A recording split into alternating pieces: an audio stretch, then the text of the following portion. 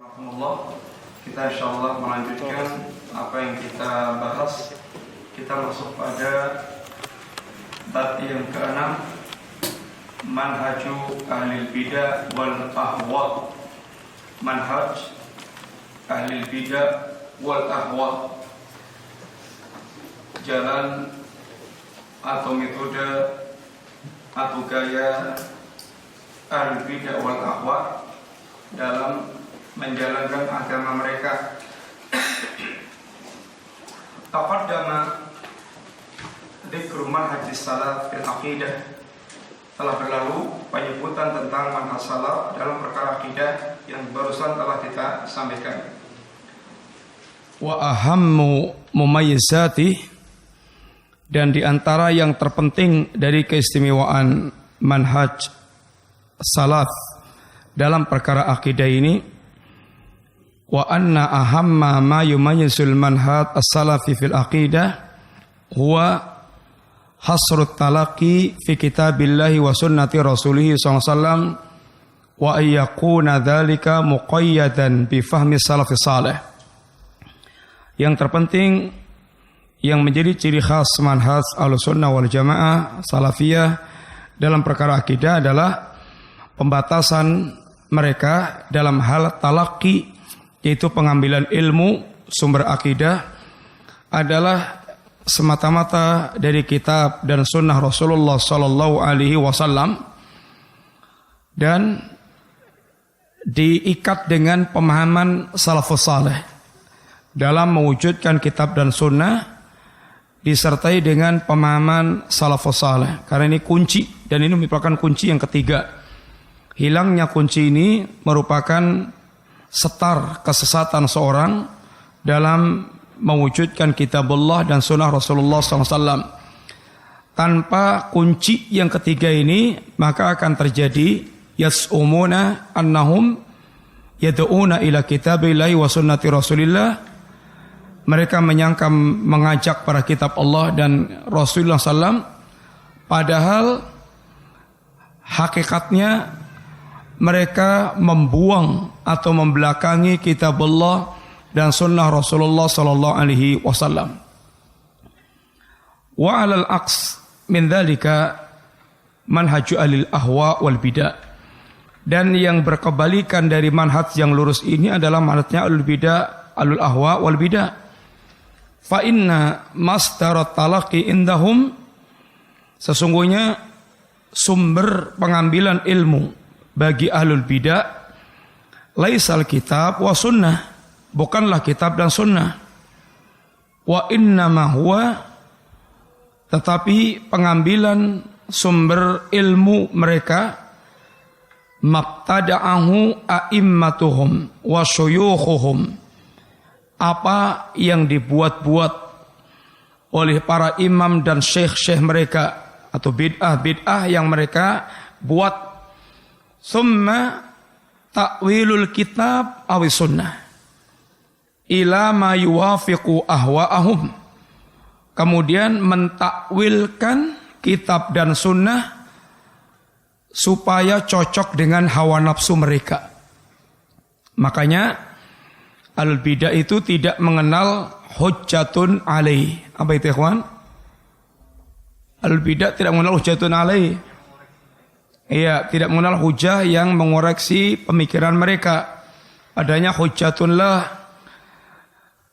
Dan apabila mereka membawakan hujah untuk membenarkan bid'ah mereka, sesungguhnya itu syubhat, bukan hujah. Dan apabila seorang tahu sesungguhnya hujah yang mereka bawakan itu adalah senjata makan tuan, apabila orang faham tentang dalil yang dibawakannya itu. Sehingga mereka cara berdalilnya kalau tidak yaitu curang, memotong-motong dalil, atau dia menyimpangkan dalil, atau bahkan mendustakan dalil. Sehingga kata Syutsaimin, al-bidah itu antara takdzib dan tahrif, antara mendustakan dan menyimpangkan dalil yang ada.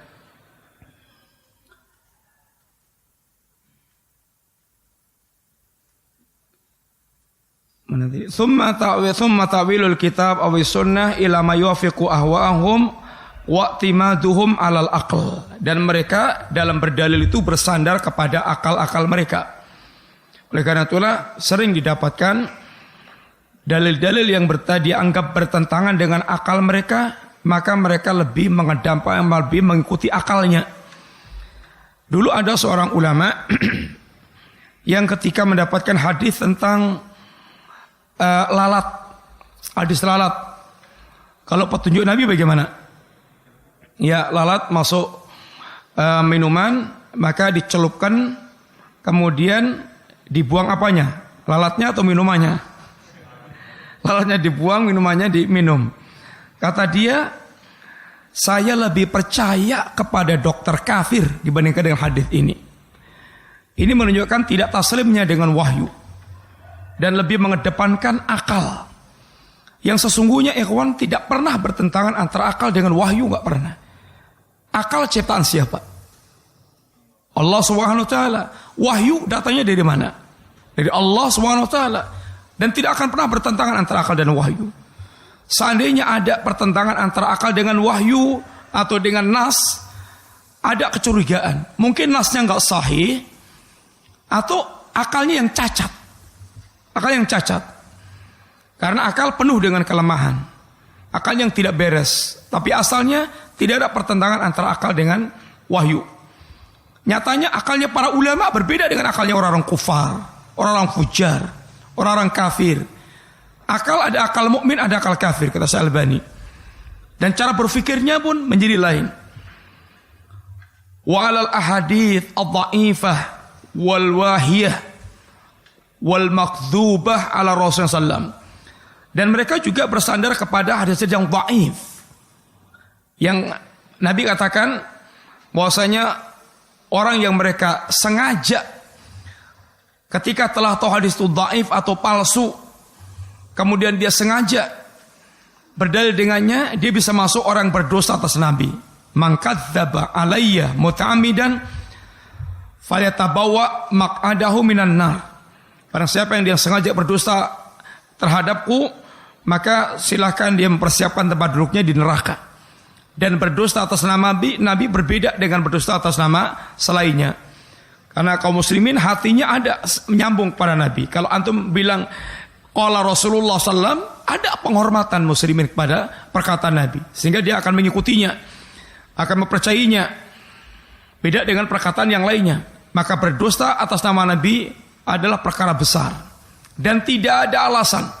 Tidak ada alasan berdusta untuk membela Nabi atau untuk kepentingan Nabi, atau berdusta yaitu atas nama Nabi. Enggak ada bedanya. Semuanya tidak boleh. Udah cukup dengan syariat yang ada itu. Tidak perlu ditambah untuk membela Nabi atau demi kepentingan Nabi. Enggak bisa. Tidak diterima. Semuanya masuk dalam kedustaan atas Nabi SAW. Dia bersandar kepada hadis yang dhaifah wal wahiyah, hadis yang lemah, yang tidak jelas atau bahkan palsu. Ini dusta atas nama Rasulullah SAW. Wattiba'uhum lil mutasyabih. Dan mereka mengikuti yang mutasyabih. Mutasyabih itu, ayat itu ada yang muhkamat, ada yang mutasyabihat. Yang muhkamat itu yang memiliki makna yang tidak bisa ditarik ke sana kemari. Maknanya jelas itu, nggak bisa ditarik ke sana kemari. Kalau mutasyabih memiliki makna ganda, bisa diseret-seret ke sana kemari, sehingga bisa dicari yang sesuai dengan akal dia atau hawa nafsu dia. Ahlul bidah seringnya dia main dengan ayat mutasyabihat. Maka adanya ayat muhkamat dan mutasyabihat itu ujian. Walladzi anzala 'alaikal kitab minhu ayatun muhkamatun hunna ummul kitab wa ukharu mutasyabihat. Dialah Allah yang menurunkan Alkitab kepada engkau, ayat Al-Quran. Di antara Al-Quran itu ada ayat yang muhkamat, ayat yang muhkam, yang maknanya jelas, tegas, nggak ada tafsiran lain yang lainnya.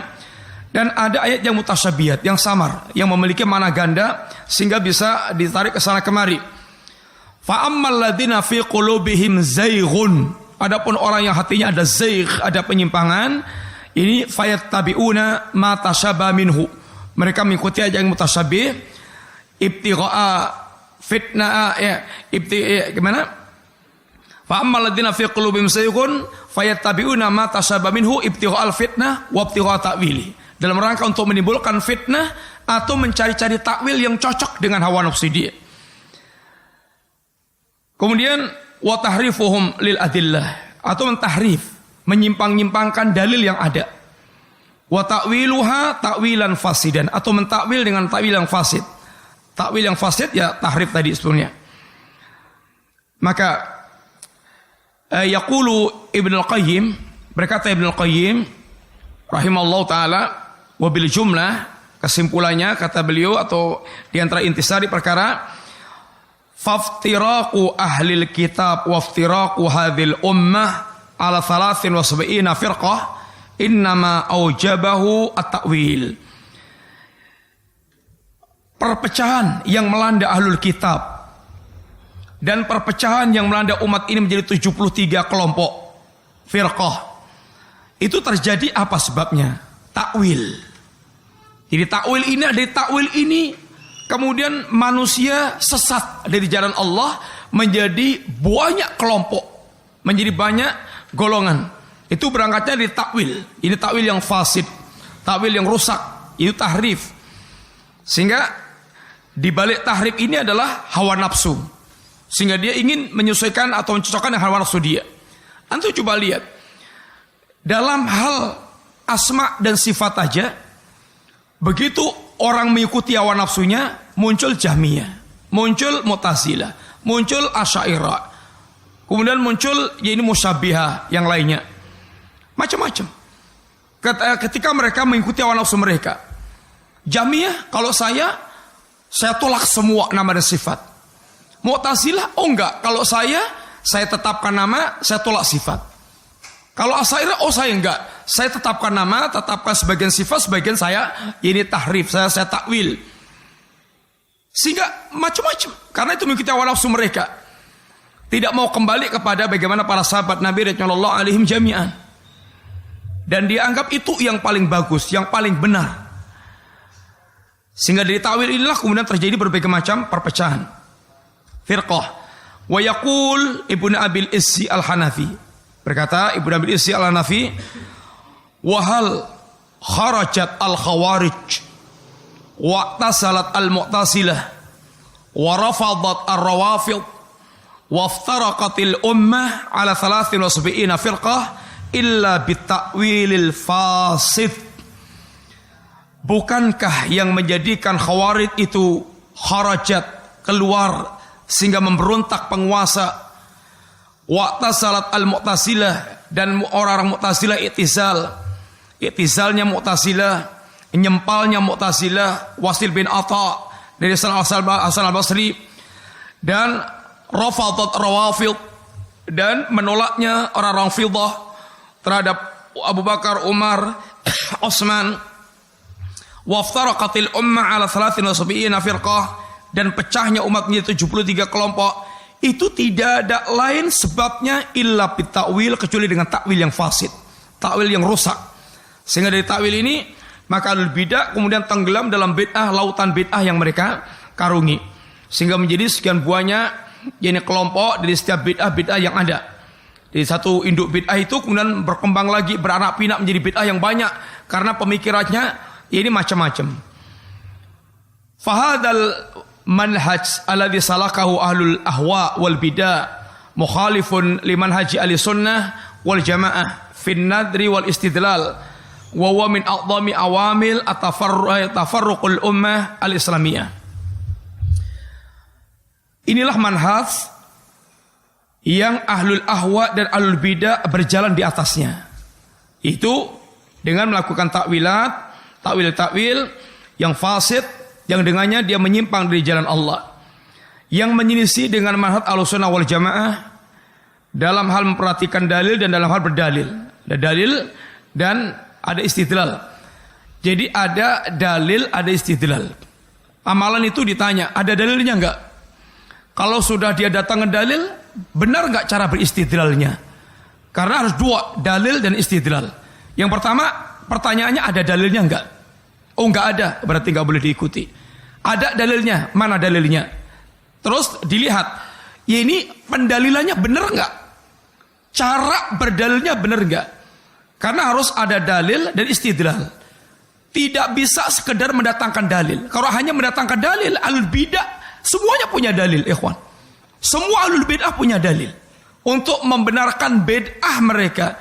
Tetapi kemudian istidlalnya benar enggak? Cara dia berdalil benar enggak? Kalau hanya mendatangkan dalil, PKI bisa mendatangkan dalil. Apa di antaranya? Fawailun lil musallin. Celaka orang yang salat. Sehingga orang yang ibadah, salat, muslim itu celaka. Ini dalilnya. Fawailun lil musallin. Tapi kan dipotong. Dalilnya enggak utuh. Ahlul bidah itu umumnya begitu. Kayak orang liberal umpamanya. Kita ini sama dengan ahlul kitab, Yahudi, Nasrani, dan mereka berhak untuk masuk surga. Kita ini agama langit semuanya sama. Dalilnya mana? Dalilnya qul ta'alau ya ahlal kitab. Ya ahlal kitab ta'alau ila kalimatin sawa bainana wa bainakum. Wa ahlul kitab, mari kita menuju kalimat yang sama antara kami dan kalian. Sehingga kita dan ahlul kitab sama, kata dia. Ini orang yang berdalil dengan cara yang zalim karena dia telah memotong ayat. Coba lanjutkan. Apa yang maksudin kalimatun sawa? Allah na'budu illallah wa la nusyrika bi syai'an. Kemudian wala yattakhidhu ba'duna ba'dan arbaba min dunillah wa in tawallaw fashhad bi anna muslimun. Ini adalah lengkapnya ayat. Sehingga kalau dipotong begitu, Fir'aun muslim. Fir'aun muslim.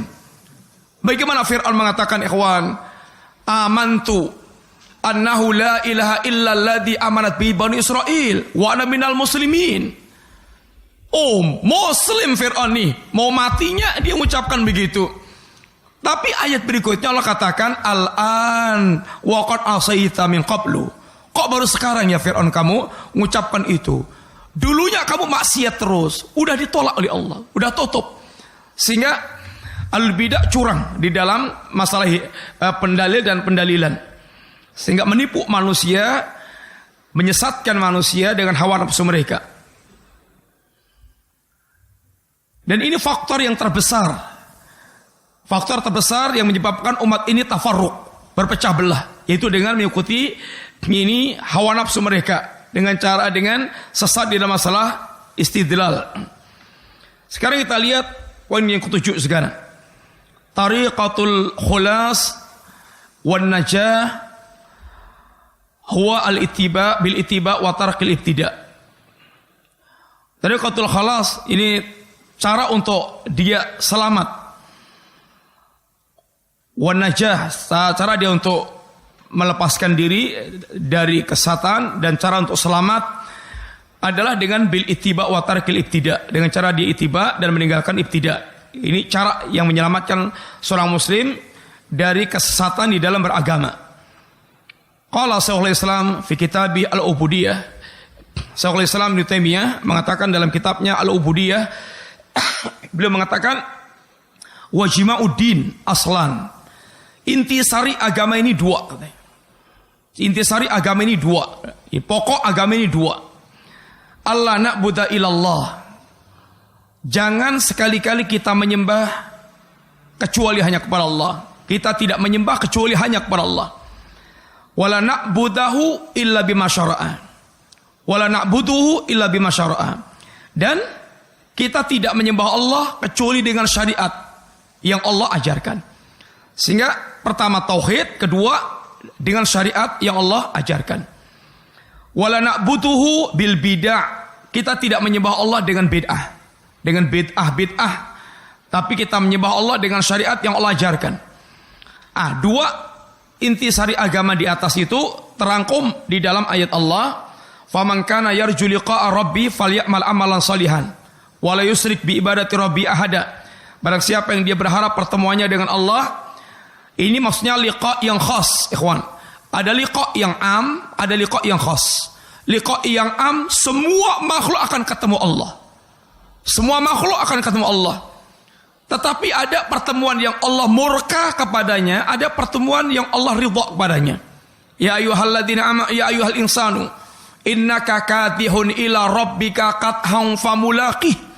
Wahai manusia, sesungguhnya kalian ini orang yang sedang bekerja sekarang ini, beramal.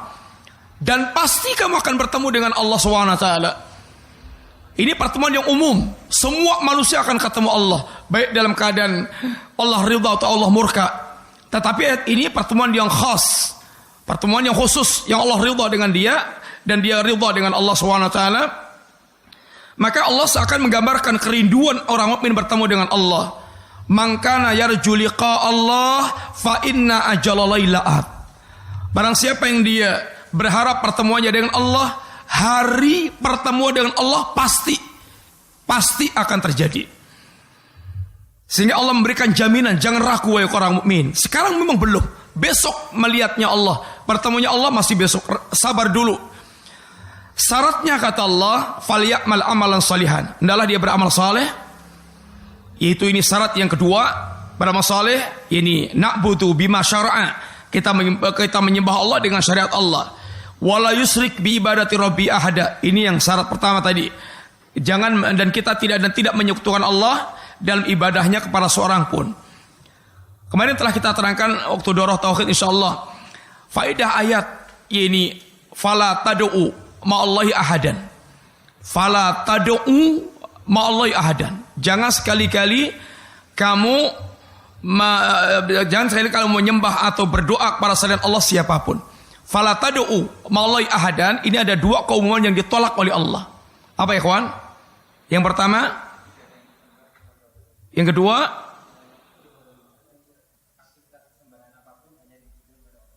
ya yang pertama keumuman ibadah.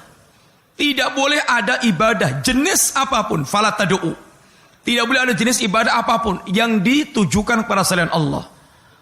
Apabila ada 100 jenis ibadah, kemudian ada satu yang ibadah yang dia tujukan kepada selain Allah, maka dia musyrik. Karena tidak boleh ada jenis ibadah yang ditujukan kepada selain Allah. Yang kedua, keumuman ini ilah, keumuman yang disembah. Siapapun yang disembah selain Allah itu adalah musyrik, baik dia itu malaikat, nabi, wali atau yang lainnya, sama aja. Tidak berbeda nyembah batu dengan nyembah malaikat, nggak ada bedanya. Nyembah nabi dengan nyembah babi nggak ada bedanya. Semuanya adalah syirik. Karena syirik itu mengarahkan ibadah kepada selain Allah siapapun dia. Sehingga jangan dibingungkan, oh kalau saya datangi wali, orang dekat dengan Allah, sama aja wali atau babi sama aja. Kalau itu dijadikan sembahan selain Allah adalah musyrik, tidak boleh. Karena ibadah itu hanya kepada Allah Subhanahu wa taala. Faqad amarallahu azza wajal fi hadhil ayah ayyakuna al-amalu salihan, ay muwafiqan li sunnah, thumma amara ayukhlisahu sahibahu lillah. Dalam ayat ini Allah memerintahkan kepada kita untuk menjadikan amal kita ini salihan, yaitu muwafiqan li sunnah, mencocoki dengan sunnah. Thumma amara ayukhlisahu sahibuhu lillah. Kemudian Allah memerintahkan agar pemilik amal itu mengikhlaskan amalnya lillah, semata-mata untuk Allah. Ikhlas ikhwan, apa artinya ikhlas? Hah? Apa artinya ikhlas kawan? Apa ikhlas? Apa antum? Memurnikan untuk Allah. Tidak berharap sama sekali kecuali kepada Allah. Iya.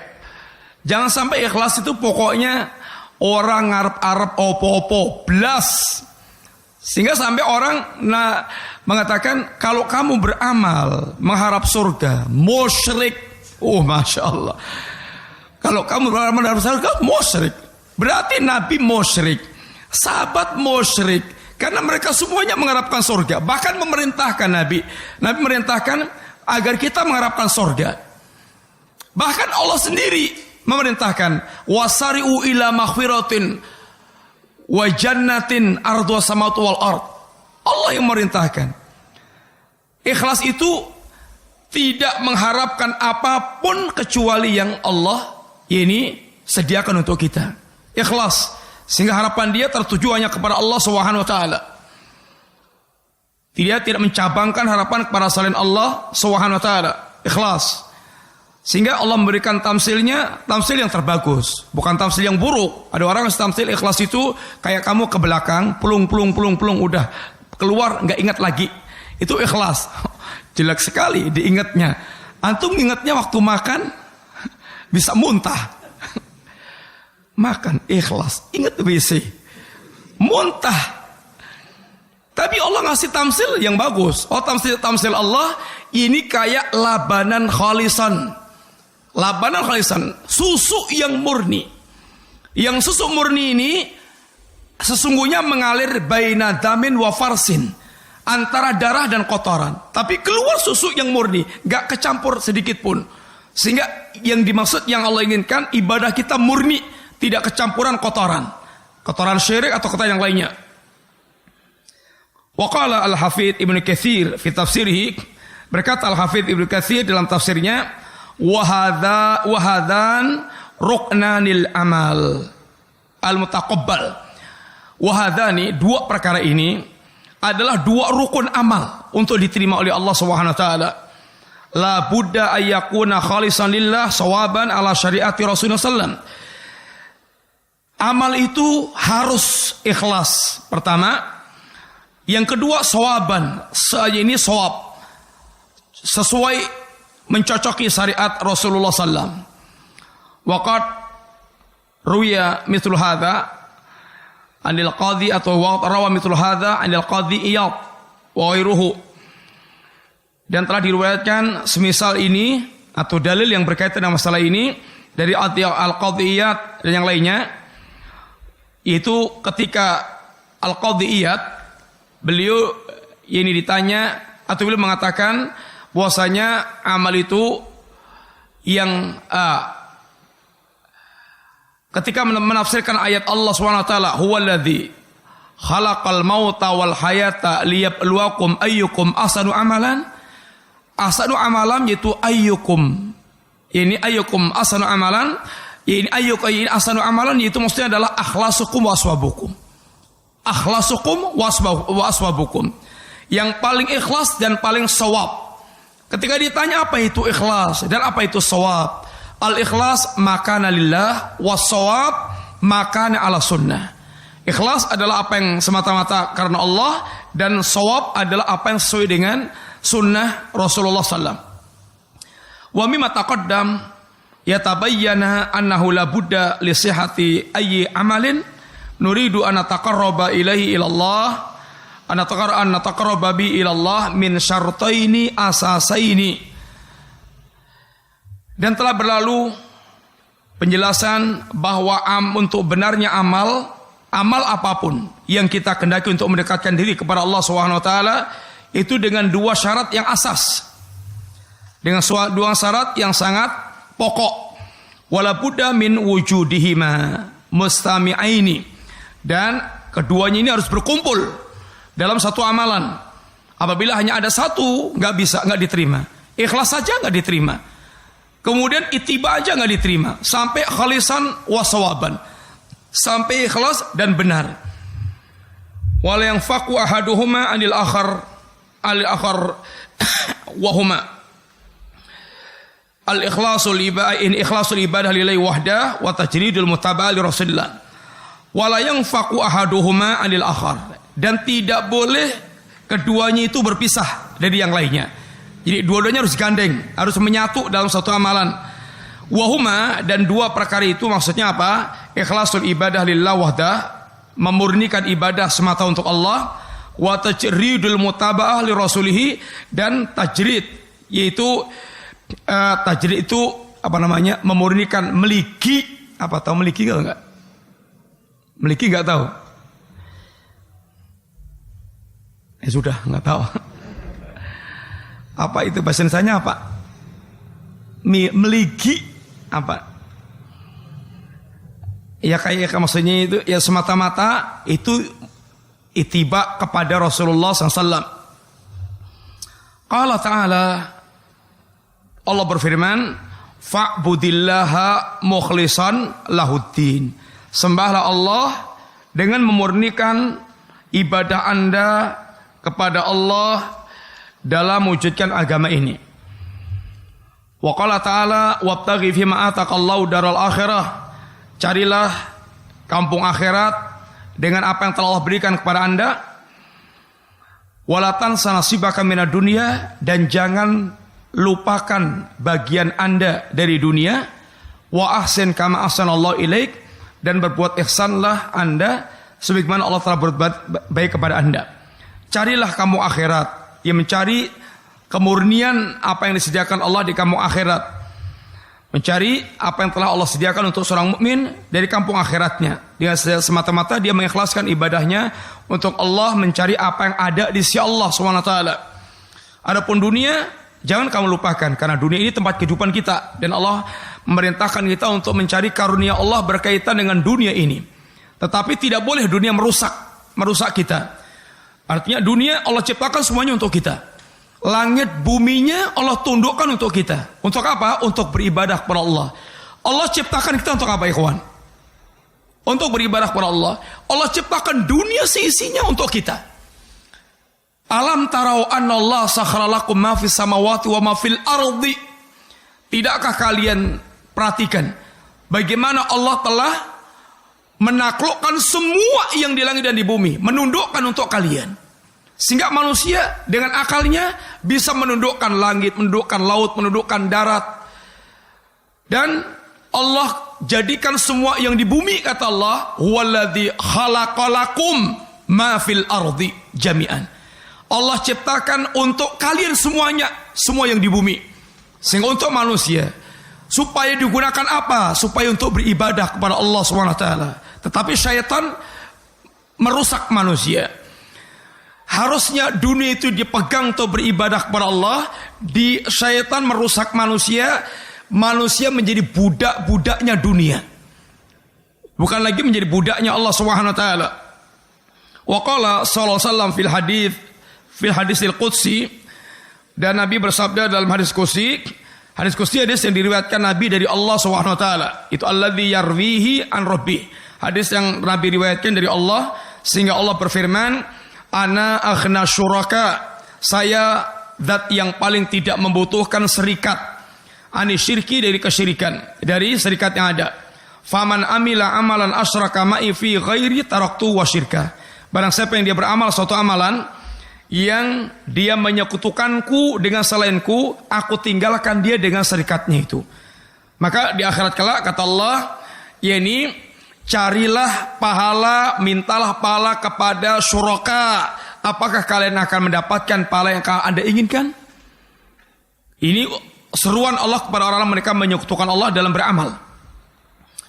Fal ikhlasu la yata'atta ma'asyirki. Ikhlas itu tidak akan beriringan dengan syirik, awiria atau dengan riya. Maka seorang yang mukhlis, dan ini sulit dan ini susah, maka kata para ulama, tidak ada yang lebih susah bagi jiwaku melebihi untuk mewujudkan ikhlas. Ikhlas itu azizun, ikhlas itu sangat agung, tetapi ikhlas itu berat. Kenapa berat, ikhwan? Gak ada bagian apapun untuk jiwa kecuali Allah SWT. Gak ada syahwatnya. Maka orang memberantas syirik kuburan dengan memberantas syirik, ini memberantas syirik kubur dengan memberantas syirik kusur. Tahu kusur gak? Istana. Memberantas syirik kubur dengan syirik istana, semangat yang mana orang? Memberantas syirik kubur dengan memberantas syirik istana, semangat mana manusia, ikhwan? Memberantas syirik kuburan dengan memberantas syirik istana, semangat mana? Semangat memberantas syirik istana. Syirik istana, syirik rububiyah. Syirik kuburan, syirik uluhiyah. Kenapa semangat memberantas syirik istana? Ada bagian. Kalau dia bisa menumbangkan penguasa, saya boleh jadi presidennya, wakilnya, stafnya, segala macam. Syirik kubur murni hanya Allah. Memberantas syirik yaitu dengan meninggalkan menyembah kubur-kubur, memurnikan hak ibadah kepada Allah. Nggak ada bagian buat dia. Sehingga orang semangat untuk dia bicara tentang syirik istana, berhukum dan hukum Allah, mengembalikan hukum kepada Allah Subhanahu wa taala, kemudian membiarkan syirik dalam kuburan yang ada. Ini ada syahwat di situ, ada syahwat yang menyertainya. Maka dakwah mengajak kepada tauhid itu lebih atau kurang diminati dibandingkan dengan dakwah untuk mengajak memberontak penguasa. Kenapa? Karena tauhid murni untuk Allah. Dia nggak punya bagian apa-apa. Tetapi kalau dia mengajak untuk menumbangkan penguasa, ada harapan berkaitan hak-hak dia. Mungkin hak dia didolimi dikembalikan, atau dia menjadi bagian pejabat yang akan datang. Kemudian kata beliau, wala budda au iradatil insan bi amali ad-dunya. Dan syirik dan ikhlas itu tidak beriring dengan keinginan manusia dengan amalnya untuk mendapatkan dunia. Maka di antara bentuk penyimpangan ikhlas itu pertama syirkun akbar, kedua syirkun asghar, yang ketiga iradatul dunya bi amalihi al akhirah. Ini kendak dia untuk mendapatkan dunia dengan amal akhirat yang dia lakukan. Wala budda ayakunal amil qad qasada bi amali wajah Allah wahda. Maka sebuah keharusan orang yang beramal itu dia semata-mata memaksudkan dengan amalannya mendapatkan wajah Allah, mendapatkan ini wajah Allah SWT, mencari ridhonya Allah, wajahnya Allah, apa yang di sisi Allah. Hada binisbati lima yata'allaqu bi syartil awal. Ini berkaitan dengan syarat yang pertama, itu ikhlas. Wa amma syartu tsani, adapun syarat yang kedua, fa ma'nahu ayyakunal amal alladzi nataqarrabu bihi ila Allah muwafiqan lima syara'ahu Allah fi kitabih aw sunnati rasulih sallallahu alaihi wasallam fi sunanihi. Adapun berkaitan dengan syarat yang kedua, dengan syarat yang pertama ini kita diingatkan ikhwan, amal itu bagaimanapun juga amal itu bagaimana juga itibaknya, tapi kalau enggak ikhlas akan sia-sia. Ada riwayat yang kita diingatkan oleh para ulama, 3 orang yang neraka dinyalakan pertama kali untuk 3 orang itu. Siapa ya kawan? Orang yang mereka mati berperang di jalan Allah. Yang kedua, orang yang alim, qari, yang mengajarkan Quran kepada manusia, mengajarkan agama. Yang ketiga, orang yang jawad, dermawan. Ini amal-amal langka, sangat langka amal seperti ini. Dan ini sangat besar dalam agama. Tetapi karena tidak ikhlas, pelakunya diseret ke neraka. Wa masyartu tsani fa manahu, adapun syarat yang kedua maknanya hendaknya amal itu amal yang kita bertakarub kepada Allah. Dengan amal tersebut hendaknya muwafiqan, mencocoki dengan syariat yang Allah syariatkan dalam kitabnya atau yang Nabi sunahkan di dalam sunah-sunahnya. Qala ta'ala, Allah berfirman, al-yawma akmaltu lakum dinakum wa atmamtu alaikum ni'mati wa raditu lakum al-islam madina. Pada hari ini telah aku sempurnakan untuk kalian agama kalian, aku cukupkan yang paling atas kalian, dan aku ridha Islam menjadi agama kalian. Faqad akmalallahu lana ad-din qabla ayantakila Rasul sallallahu alaihi wasallam ila rafiqil a'la. Falaysa huwa bihajatin ila min man yazidu wa yanqus fihi. Allah telah menyempurnakan untuk kita agama. Sebelum Nabi pindah menghadap Allah, bertemu dengan Allah sang kekasih yang maha tinggi, maka tidak ada hajat, tidak ada kebutuhan kepada orang yang akan yazid, menambah atau yanqus atau mengurangi dalam perkara agama ini. Gak ada kebutuhan kita untuk menambah atau mengurangi.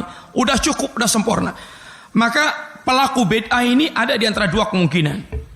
Pelaku bid'ah ada di antara 2 kemungkinan. Pelaku bid'ah ada 2 kemungkinan. Kemungkinan pertama, dia menganggap Islam belum sempurna, dibantah oleh Allah, udah sempurna. Kemudian yang kedua, Nabi khianat dengan risalah ini. Ada yang belum disampaikan sehingga baru sempurna dengan bid'ah yang dia lakukan. Atau kata Ibnu Mas'ud, katanya innakum la ala millatin ahda an millati Rasulillah. Apakah kalian itu merasa berada di atas agama yang lebih lurus dari agama Nabi? Ini yang pertama. Yang kedua, au mubtatihu babil dhalalah, atau kalian itu akan menjadi pembuka pintu kesesatan. Jadi pelaku bid'ah itu ada di antara dua ini. Satu, dia merasa di atas amalan atau agama yang lebih lurus dari Nabi. Kalau dia tidak punya perasaan itu, tentu mengamalkan yang Nabi ajarkan sudah cukup. Itu yang terbaik. Kok dia mengadakan perkara yang baru? Berarti yang baru ini dia sangka lebih hebat, lebih bagus dibandingkan dengan ajaran Nabi. Atau yang kedua, memang punya niat untuk membuka fitnah, bagi yakni membuka pintu fitnah sehingga akan muncul kerusakan-kerusakan agama. Kemudian waqad ja'atin nusus, waqad ja'at nususun katsiratun ta'muru bil ittiba, dan telah datang dan banyak sekali nas-nas yang memerintahkan kita untuk ittiba, wa tuhadziru minal ibtida wal ihdath fid din, dan melarang kita, memperingatkan kita dari ibtida dan membuat-buat bid'ah dalam perkara agama ini.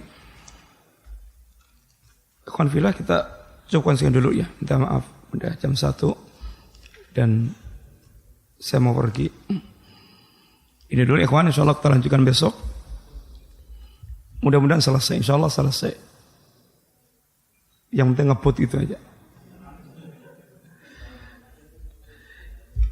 Demikian, mudah-mudahan manfaat. Wassallallahu ala nabiyina Muhammadin wa ala alihi wasallam. Assalamualaikum warahmatullahi wabarakatuh.